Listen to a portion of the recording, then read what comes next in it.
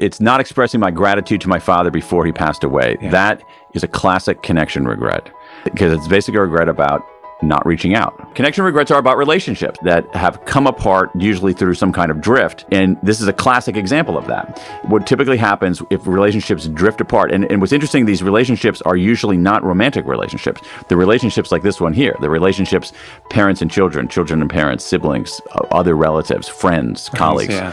What happens is that the relationships drift apart. This person is not suggesting any kind of massive rift between her and her father. Not at all. It's more of a drift. The way that these relationships sometimes come apart is not very dramatic. And so what happens is people get to the juncture. Okay, regrets begin at a juncture. Should I reach out? Should I not reach out? Should I express my gratitude? Should I not? And she's going to say, or he is going to say, you know what, it's going to be kind of awkward. If I just just one day walk up to my father and say, oh, Dad, I love you, and I'm so grateful for everything you've done. That's going to be so awkward for me. It's going to be so awkward for me to say something like that.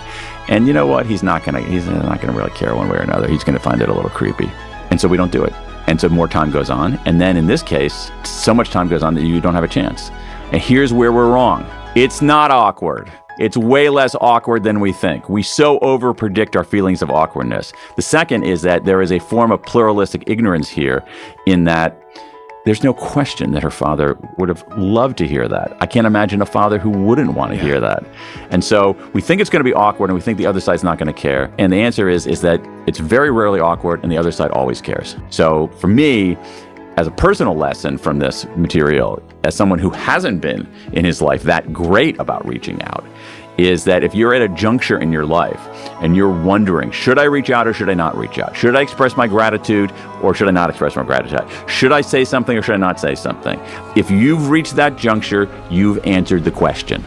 Always reach out. Always reach out. What a powerful. We can even rhyme it to make it even stickier. When in doubt, reach out. Love it. Love it.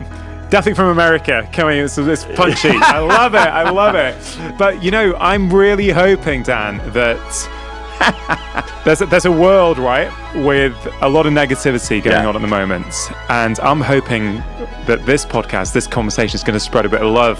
I hope so. Around the world, and I'm hoping everyone who listens or watches, literally now, take a break, or at the end of the conversation, do you know what? Reach out to someone. Maybe tell your mum or your dad how much you value them. Wouldn't that be amazing? That would be. Everyone did that. Honestly, I'm not joking. That would be extraordinary. Like that would keep. If people actually did that, that might keep me in the writing business for a couple more weeks.